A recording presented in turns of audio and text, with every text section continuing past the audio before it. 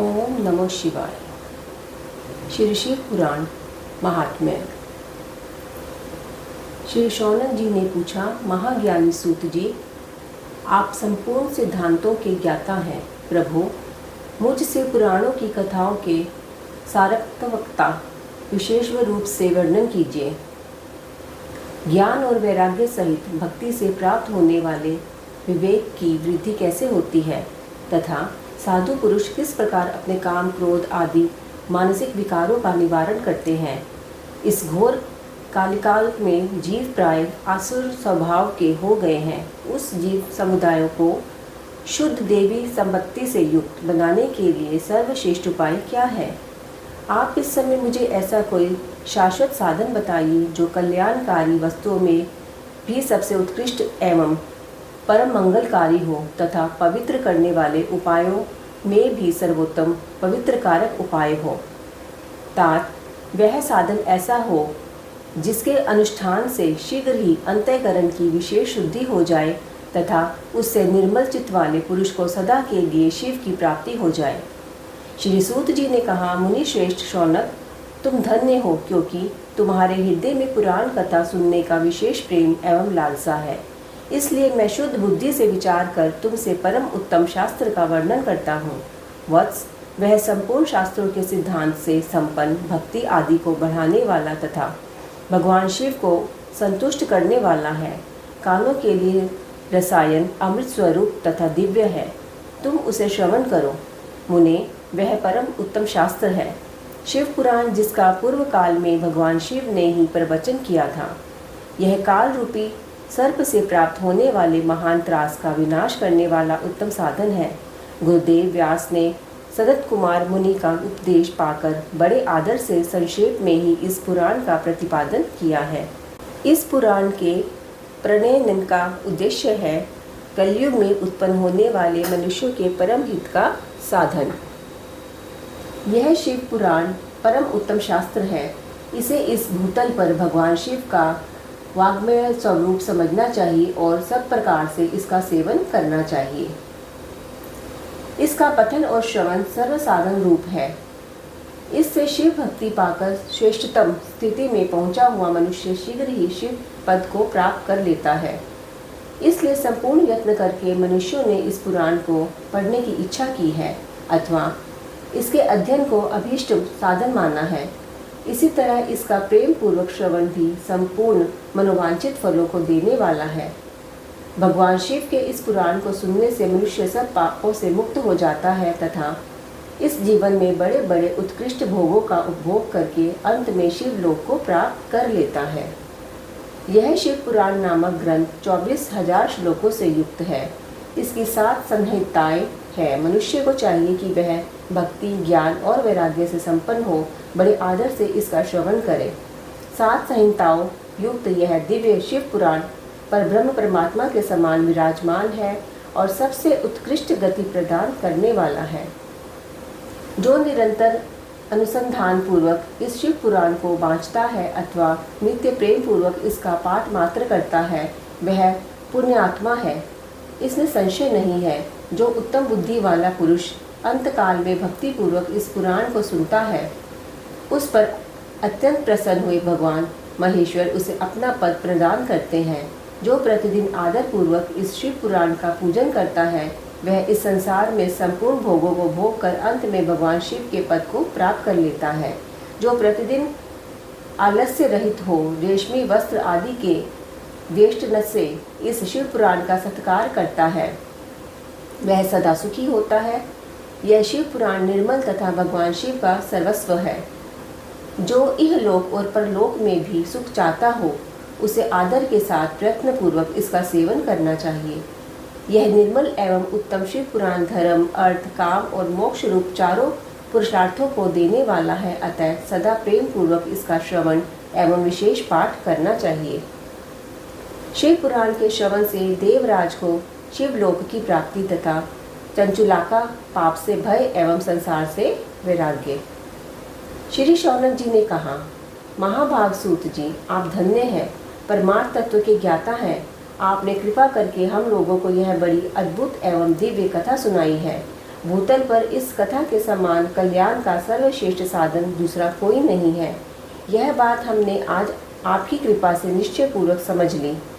सूत जी, कलयुग में इस कथा के द्वारा कौन कौन से पापी शुद्ध होते हैं, उन्हें कृपा पूर्वक बताइए और इस जगत को कृतार्थ कीजिए।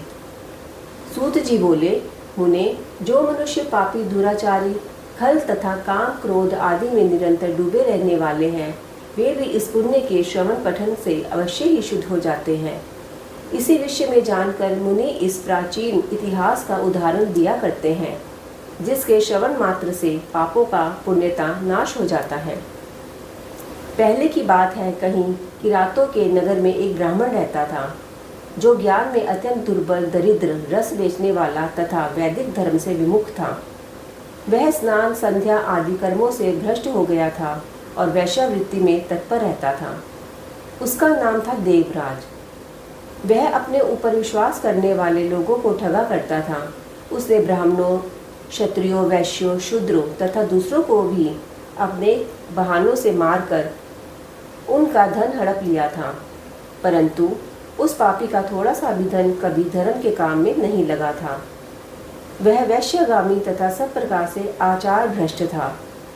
एक दिन घूमता घामता वह देवयोग से प्रतिष्ठानपुर झूसी प्रयाग में जा पहुंचा। वहां उसने एक शिवालय देखा, जहां बहुत से साधु महात्मा एकत्र हुए थे। देवराज उस शिवालय में ठहर गया, किंतु वहां उसे ब्राह्मण को ज्वर आ गया। उस ज्वर से उसको बड़ी पीड़ा होने लगी।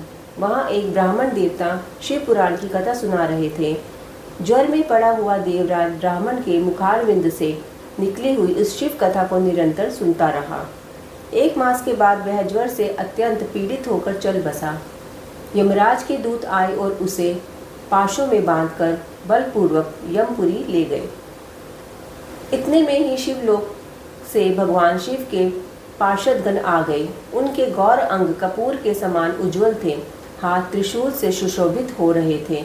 उनके संपूर्ण अंग भस्म से उद्भासित थे और रुद्राक्ष की मालाएं उनके शरीर की शोभा बढ़ा रही थी। वे सब के सब क्रोधपूर्वक यमपुरी गए और यमराज के दूतों को मार पीट कर बारंबार धमकाकर उन्होंने देवराज को उनके चंगुल से छुड़ा लिया और अत्यंत अद्भुत विमान पर बिठाकर जब वे शिवदूत कैलाश जाने को उद्यत हुए, उस समय यमपुरी में बड़ा भारी कोलाहल मच गया। उस कोलाहल को सुनकर धर्मराज अपने भवन से बाहर आए। साक्षात दूसरे रुद्र के समान प्रतीत होने वाले उन चारों दूतों को देखकर धर्मराज ने उनका विधि पूर्वक पूजन किया और ज्ञान दृष्टि से देखकर सारा वृत्तांत जान लिया। उन्होंने भय के कारण भगवान शिव के उन महात्मा दूतों से कोई बात नहीं पूछी, उल्टे उन सब की पूजा एवं प्रार्थना की। तत्पश्चात वे शिवदूत कैलाश को चले गए और वहां पहुंचकर उन्होंने उस ब्राह्मण को दया सागर सांब शिव के हाथों में दे दिया। शौनक जी ने कहा, महाभाग सूत जी, आप सर्वज्ञ हैं। महामते, आपकी कृपा प्रसाद से मैं बारंबार कृतार्थ हुआ। इस इतिहास को सुनकर मेरा मन अत्यंत आनंद में निमग्न हो रहा है। अतः अब भगवान शिव में प्रेम बढ़ाने वाली शिव संबंधिनी दूसरी कथाओं को भी कहिए। श्री सूत जी बोले, शौनक सुनो, मैं तुम्हारे सामने गोपनीय कथा वस्तु का भी वर्णन करूंगा, क्योंकि तुम शिव भक्तों में अग्रण्य तथा वेद वेताओं में श्रेष्ठ हो।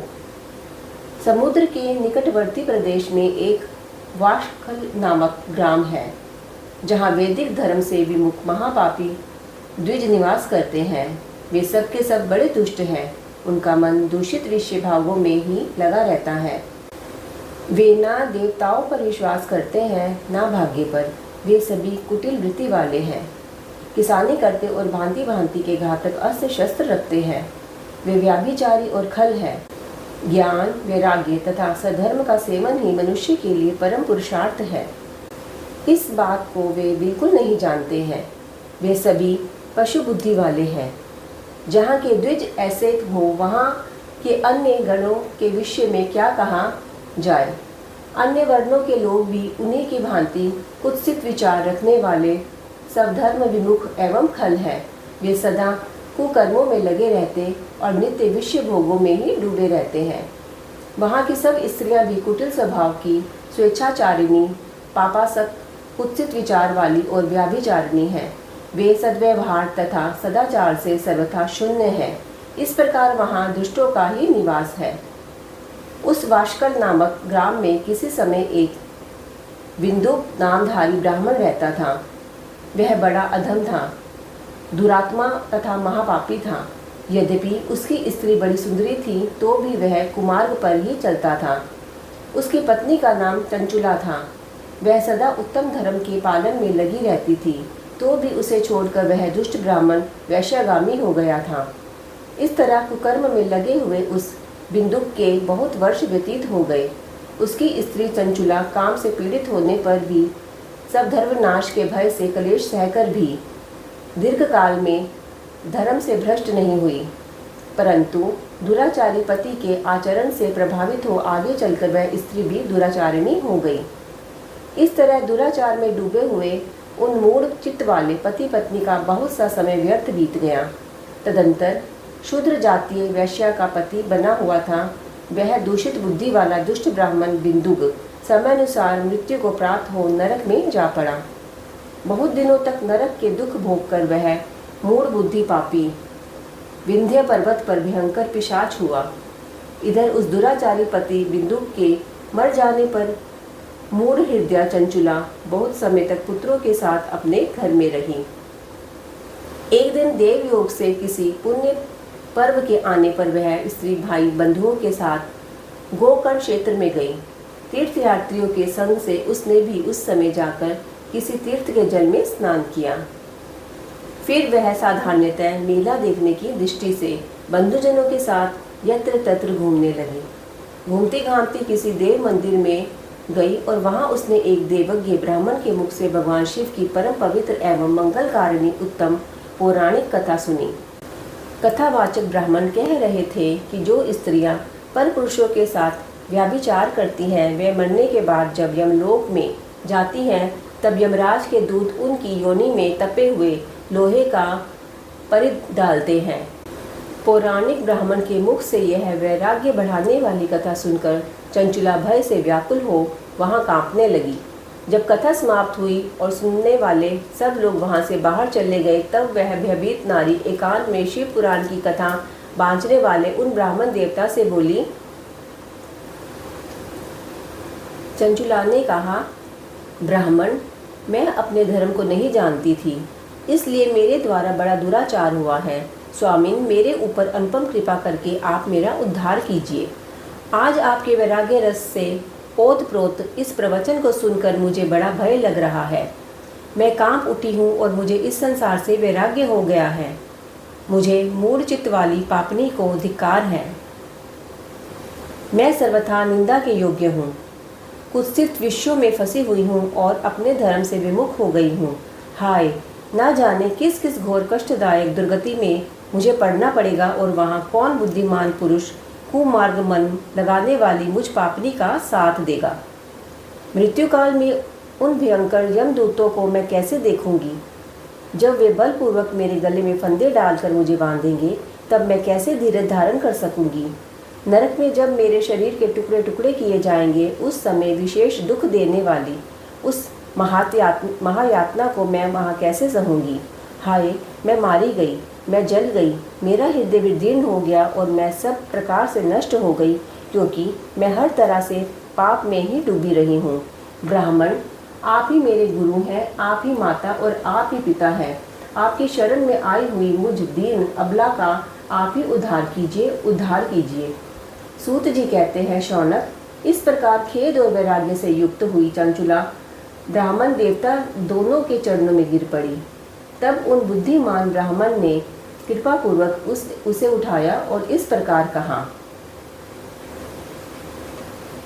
ब्राह्मण बोले, नारी, सौभाग्य की बात है कि भगवान शंकर की कृपा से शिव पुराण की इस वैराग्य युक्त कथा को सुनकर तुम्हें समय पर चेत हो गया है। ब्राह्मण पत्नी, तुम डरो मत, भगवान शिव की शरण में जाओ। शिव की कृपा से सारा पाप तत्काल नष्ट हो जाता है। मैं तुमसे भगवान शिव की कीर्ति कथा से युक्त उस परम वस्तु का वर्णन करूंगा जिससे तुम्हें सदा सुख देने वाली उत्तम गति प्राप्त होगी। शिव की उत्तम कथा सुनने से ही तुम्हारी बुद्धि इस तरह पश्चाताप से युक्त एवं शुद्ध हो गई है, साथ ही तुम्हारे मन में विश्व के प्रति वैराग्य हो गया है। पश्चाताप ही पाप करने वाले पापियों के लिए सबसे बड़ा प्रायश्चित है। सत्पुरुषों ने सबके लिए पश्चाताप को ही समस्त पापों का शोधक बताया है। पश्चाताप से ही पापों की शुद्धि होती है। जो पश्चाताप करता है वही वास्तव में पापों का प्रायश्चित करता है, क्योंकि सत्पुरुषों ने समस्त पापों की शुद्धि के लिए जैसे प्रायश्चित का उपदेश किया है, वह सब पश्चाताप से संपन्न हो जाता है। जो पुरुष विधि पूर्वक प्रायश्चित करके निर्भय हो जाता है, वह अपने कुकर्म के लिए पश्चाताप नहीं करता, उसे प्राय उत्तम गति नहीं प्राप्त होती, परंतु जिसे अपने कुकृत्य पर हार्दिक पश्चाताप होता है, वह अवश्य उत्तम गति का भागी होता है। इसमें संशय नहीं। इस शिव पुराण की कथा सुनने से जैसे चित्त शुद्धि होती है, वैसे दूसरे उपायों से नहीं होती। जैसे दर्पण साफ पड़ने पर निर्मल हो जाता है, उसी प्रकार इस शिव पुराण की कथा से चित्त अत्यंत शुद्ध हो जाता है। इसमें संशय नहीं है। मनुष्यों के शुद्ध चित्त में जगदम्बा पार्वती सहित भगवान शिव विराजमान रहते हैं। इससे वह विशुद्धात्मा पुरुष श्री सांब सदाशिव के पद को प्राप्त होता है। इस उत्तम कथा का श्रवण समस्त मनुष्यों के लिए कल्याण का बीज है। अतः यथोचित मार्ग से इसकी आराधना अथवा सेवा करनी चाहिए। यह भवबंधन रूपी रोग का नाश करने वाली है। भगवान शिव की कथा को सुनकर फिर अपने हृदय में उसका मनन एवं निध्यासन करना चाहिए। इससे पुण्यता चित्त शुद्धि हो जाती है। चित्त शुद्धि होने से महेश्वर की भक्ति अपने दोनों पुत्रों के साथ निश्चय ही प्रकट होती है। तत्पश्चात महेश्वर के अनुग्रह से दिव्य मुक्ति प्राप्त होती है। इसमें संशय नहीं है। जो मुक्ति से वंचित है उसे पशु समझना चाहिए, क्योंकि उसका चित्त माया के बंधन में आसक्त है। वह निश्चय ही संसार बंधन से मुक्त नहीं हो पाता। ब्राह्मण पत्नी, इसलिए तुम विषयों से मन को हटा लो और भक्ति भाव से भगवान शंकर की इस परम पावन कथा को सुनो। परमात्मा शंकर की इस कथा को सुनने से तुम्हारे चित्त की शुद्धि होगी और इससे तुम्हें मोक्ष की प्राप्ति हो जाएगी।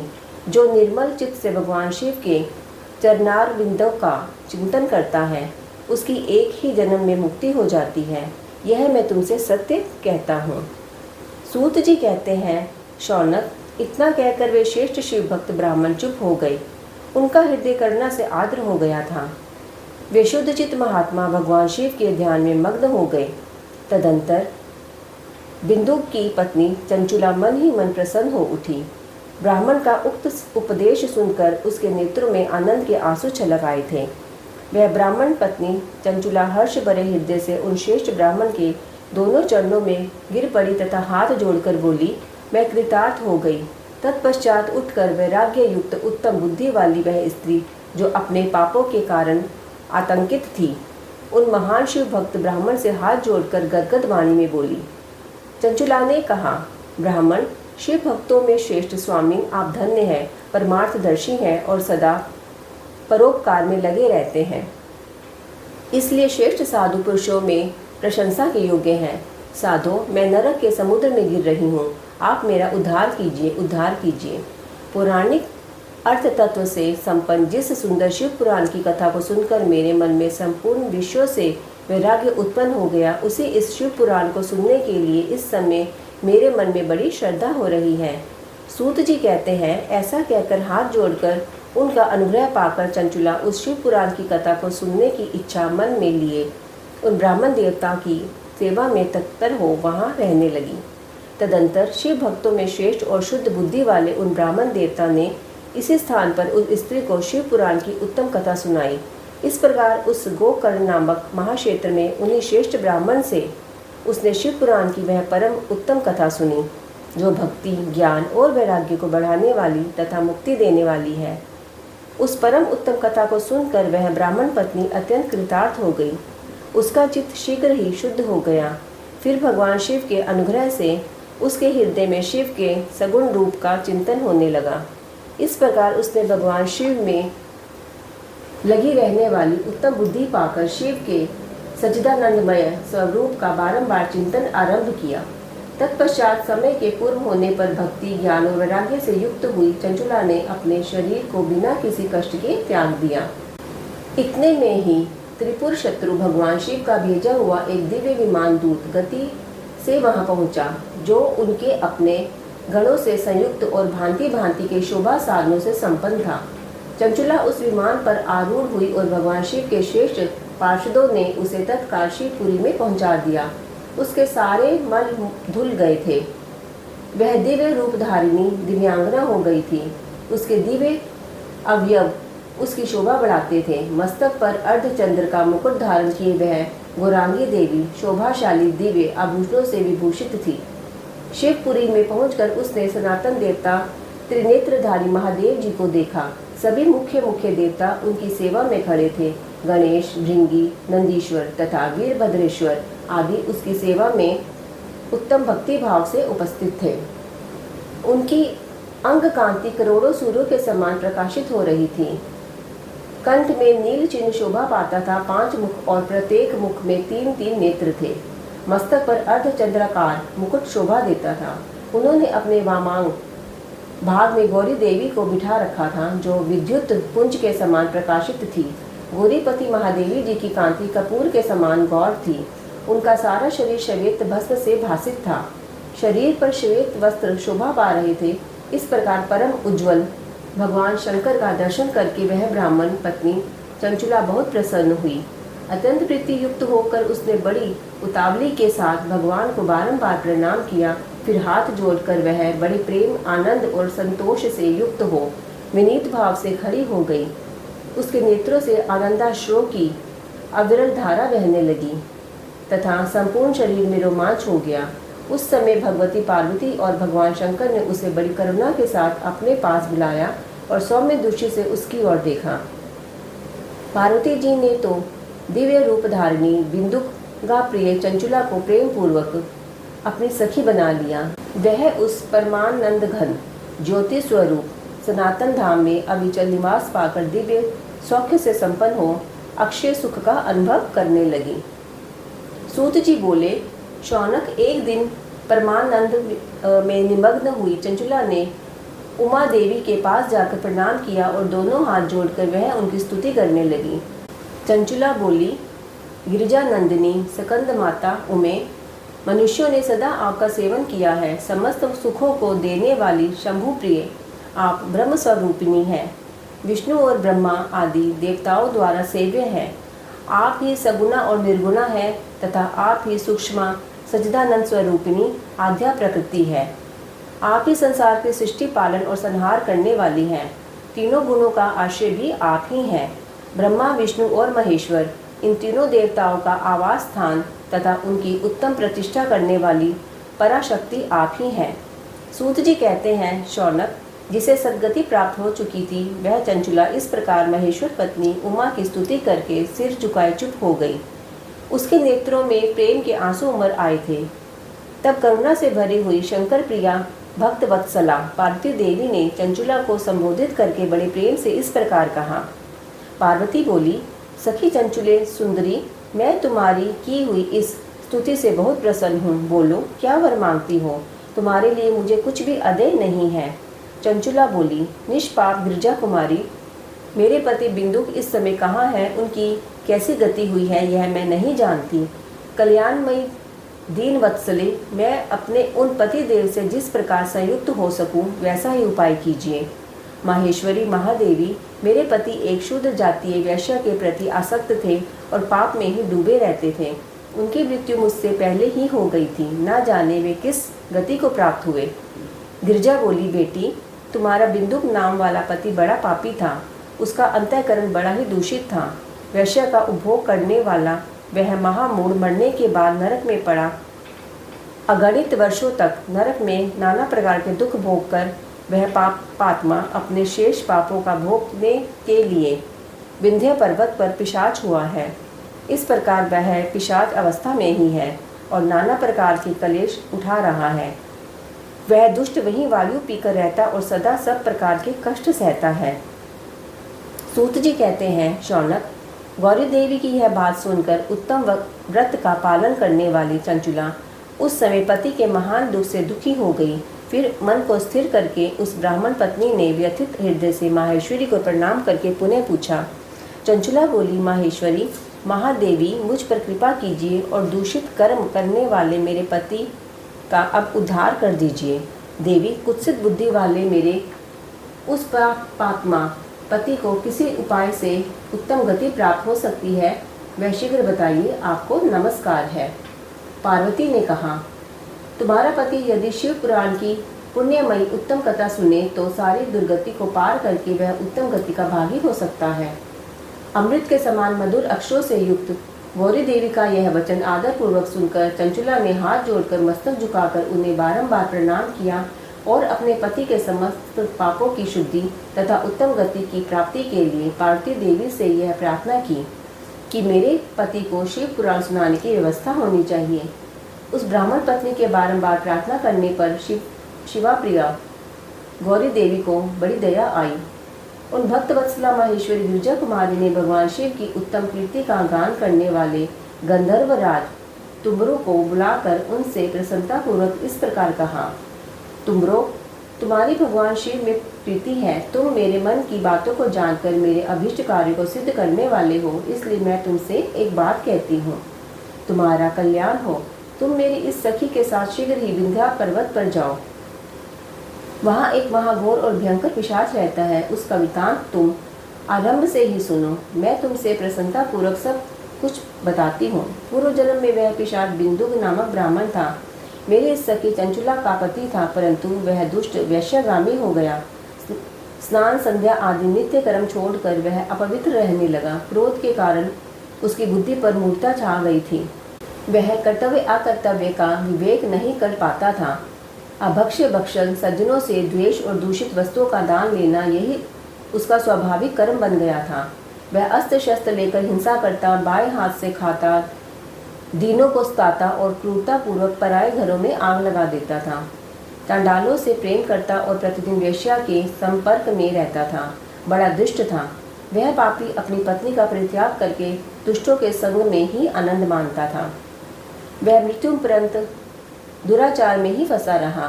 फिर अंतकाल आने पर उसकी मृत्यु हो गई। वह पापियों के भोग स्थान घोर यमपुर में गया और वहाँ बहुत से नरकों का उपभोग करके वह दुष्टात्मा जीव इस समय विंध्य पर्वत पर पिशाच बना हुआ है। वही वह दुष्ट पिशाच अपने पापों का फल भोग रहा है। तुम उसके आगे यत्नपूर्वक शिव पुराण की उस दिव्य कथा का प्रवचन करो जो परम पुण्यमयी तथा समस्त पापों का नाश करने वाली है। शिव पुराण की कथा का श्रवण सबसे उत्कृष्ट पुण्य कर्म है। उससे उसका हृदय शीघ्र ही समस्त पापों से शुद्ध हो जाएगा और वह प्रेत योनि का परित्याग कर देगा। उस दुर्गति से मुक्त होने पर बिंदुक नाम पिशाच को मेरी आज्ञा से विमान पर बिठाकर तुम भगवान शिव के समीप ले जाओ।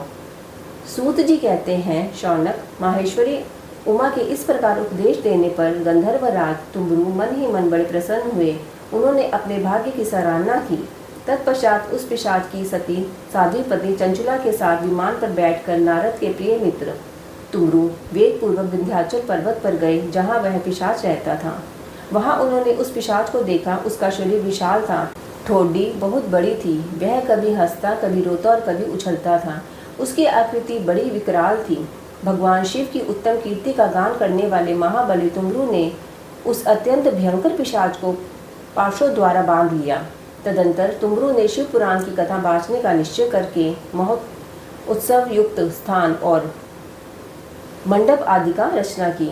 इतने में ही संपूर्ण लोकों में बड़े वेग से यह प्रचार हो गया कि देवी पार्वती की आज्ञा से एक पिशाच का उद्धार करने के उद्देश्य से शिव पुराण की उत्तम कथा सुनाने के लिए तुम्बरू विंध्या पर्वत पर गए हैं। फिर तो उस कथा को सुनने के लोभ से बहुत से देव ऋषि भी वहां पहुंच गए। आदरपूर्वक शिव पुराण सुनने के लिए आए हुए लोगों का उस पर्वत पर बड़ा अद्भुत और कल्याणकारी समाज जुट गया। फिर तुम्बरू ने उस पिशाच को पाशों से बांधकर आसन पर बिठाया और हाथ में वीणा लेकर गौरी पार्वती की कथा का गान आरंभ किया। पहली अर्थात विंध्येश्वरी संहिता से लेकर 7वीं वायु संहिता तक का महामात्य सहित शिव पुराण की कथा का उन्होंने स्पष्ट वर्णन किया। सातों संहिताओं सहित शिव पुराण का आदर पूर्वक श्रवण करके वे सभी श्रोता पुण्यतः कृतार्थ हो गए। उस समय पुण्य में शिव पुराण को सुनकर उस पिशाच ने अपने सारे पापों को धोकर उस पैशाचिक शरीर को त्याग दिया। फिर तो शीघ्र ही उसका रूप दिव्य हो गया, अंग कांति गौर वर्ण की हो गई, शरीर पर श्वेत वस्त्र तथा सब प्रकार के पुरुषोचित आभूषण उसके अंगों को उद्भासित करने लगे। वह त्रिनेत्रधारी चंद्रशेखर रूप हो गया। इस समय दिव्य देहधारी होकर श्री मान बिंदुक अपनी प्राण वल्लभा चंचला के साथ स्वयं भी पार्वती वल्लभ भगवान शिव का गुणगान करने लगा। उसकी स्त्री को इस प्रकार दिव्य रूप से सुशोभित देख वे सभी देव ऋषि बड़े विस्मित हुए।